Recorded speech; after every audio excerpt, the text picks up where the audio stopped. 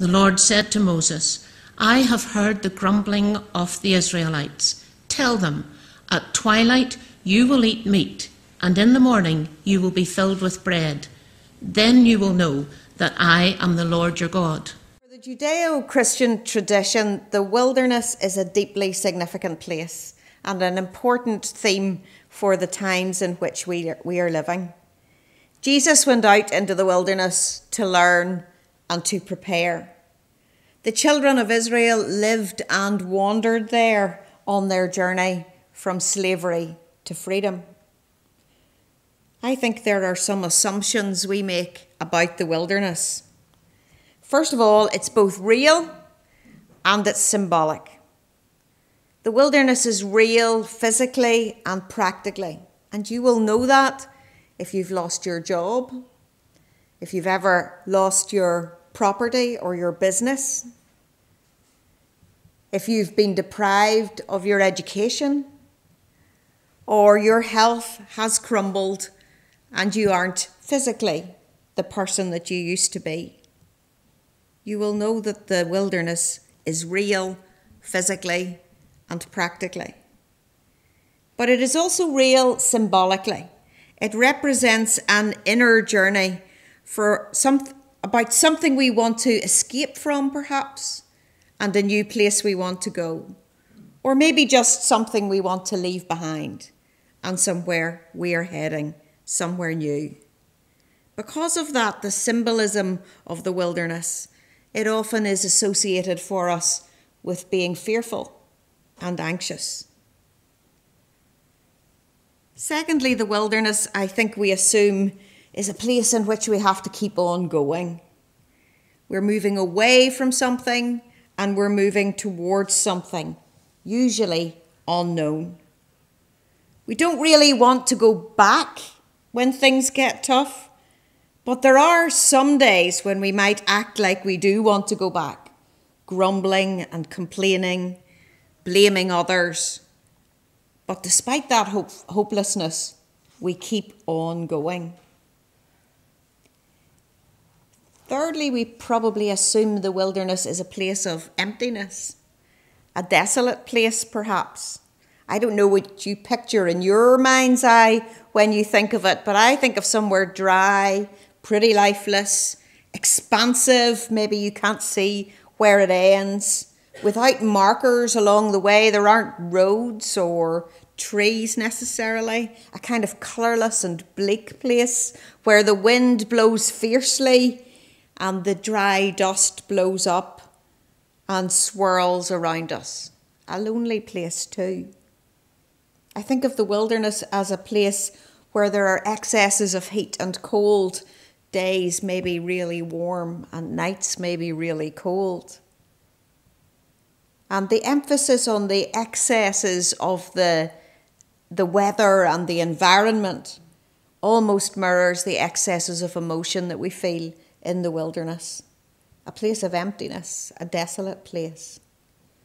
And following on from that, an assumption that there's not much life there, mirroring in a way a kind of inner deadness or darkness.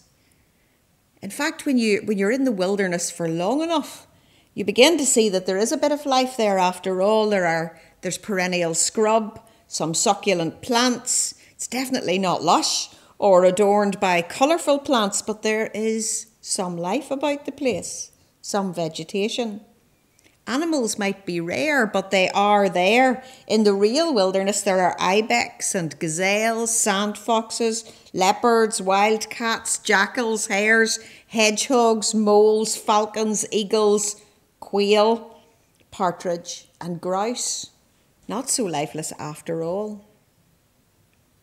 And maybe until we've been in the wilderness, we assume it has very little to offer and little should be expected from it.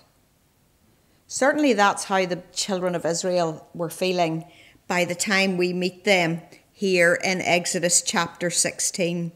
They were feeling this was a place which had little to offer them after all, and their expectations had been seriously disappointed. I remember years ago standing looking across the wilderness area when we stopped on a bus journey from Jerusalem to Jericho and Masada. It was bleak, flatter than I expected, stony and rough.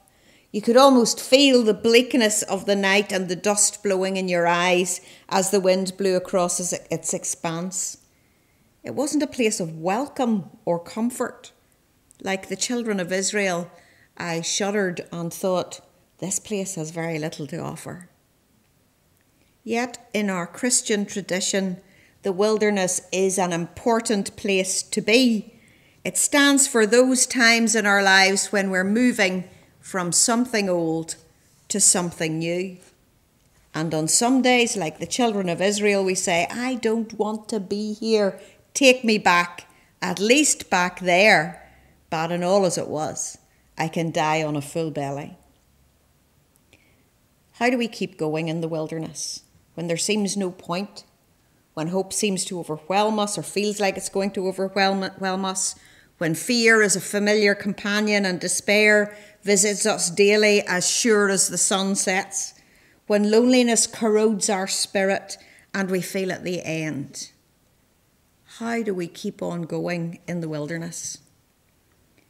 John O'Donoghue, the poet and mystic, wrote, "Your soul knows the geography of your destiny.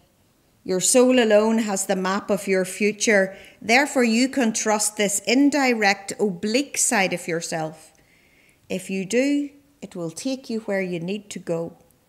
But more important, it will teach you a kind of rhythm on your journey."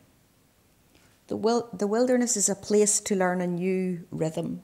And learning that new rhythm helps us to keep on going. We discover that almost despite us, our soul has been on its own journey while we were caught up in our lives. And in fact, it is our soul that guides us through unfamiliar terrain. Our soul that has been marked by the routines of worship and friendship, by scripture and song and nature and the people of God sent to us along the way over all the years of our lives. Our soul has already been marked by that.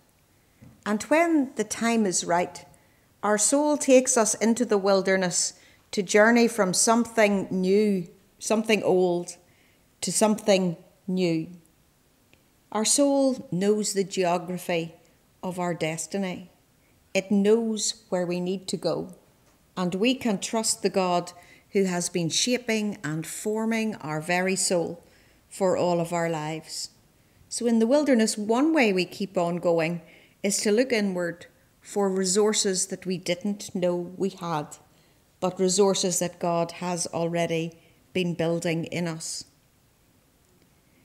With the strength of our soul, the soul that God has shaped in us, we now rely for guidance on that soul that knows our destiny. That's one way to keep on going. Another way to keep on going in the wilderness is to be alert to and aware of the blessings along the way. The life that we didn't know was there. It helps to keep us going. But most welcome of all are those unexpected blessings. Manna and quail, or wheaten bread and chicken, whatever it's going to be. Those unexpected blessings that God sends to us that then become part of the rhythm of our journey. So we give thanks to God today for our soul that God has shaped and made, and for those unexpected blessings that come along the way. They help us on our journey.